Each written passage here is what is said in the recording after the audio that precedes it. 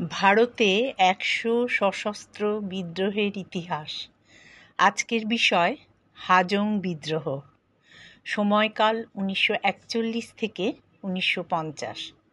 হাজং জনগোষ্ঠীর বেশিরভাগই ভারতের উত্তর পূর্বাঞ্চলীয় আসাম রাজ্যে বসবাস করে।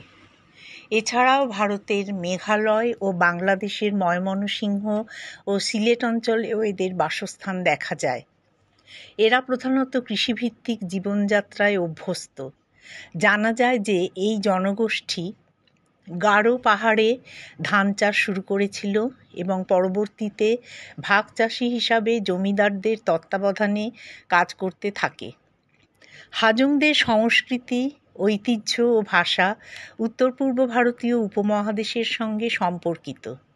সহজ সরল জীবনযাপনে অভ্যস্ত ছোট এই উপজাতি সম্প্রদায় কালক্রমে সামন্ততান্ত্রিক জমিদার প্রভুদের তাদের জমি ও অধিকার কেড়ে নেবার ফলে অত্যাচারে জর্জরিত হয়ে মূলত ১৯৪১ সালের কাছাকাছি সময়ে উত্তর পূর্বাঞ্চলে, বিশেষত আসাম, মেঘালয় ও অরুণাচল প্রদেশে বিদ্রোহ সংগঠিত করে।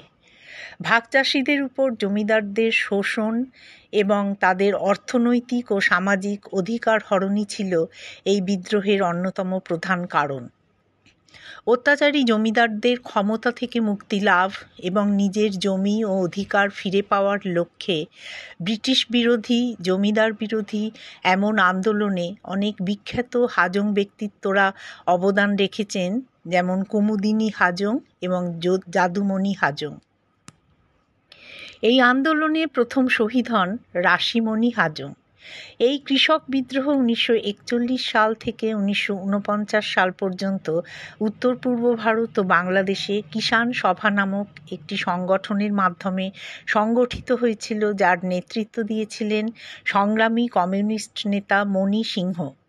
১৯৩০-এর দশকে কমিউনিস্ট ক্যাডাররা মণি সিংহের নেতৃত্বে হাজং কৃষকদের সংগঠিত করতে সাহায্য করেছিল।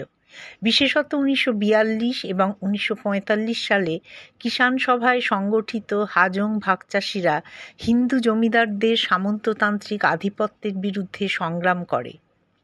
সরকারের কঠোর পদক্ষেপের ফলে ১৯৪৬ সালে এই হাজং আন্দোলন দমন করা হলেও পরবর্তীতে এই উপজাতি গোষ্ঠী গেরিলা সংগ্রামে লিপ্ত হয়ে নিজেদের অধিকার ছিনিয়ে নেবার লড়াই সংগ্রামকে আরও জোরদার করে দীর্ঘদিন ধরে অধিকার আদায়ের এই আন্দোলনকে চালিয়ে নিয়ে যায়, যা পরবর্তীকালে বিভিন্ন আঞ্চলিক বিদ্রোহের উৎস হিসেবে কাজ করে। আজকের কৃষকদের বড় বড় আন্দোলনের সলতে পাকানোর কাজ শুরু হয়েছিল হাজং বিদ্রোহ থেকেই, এটা বলাই যায়।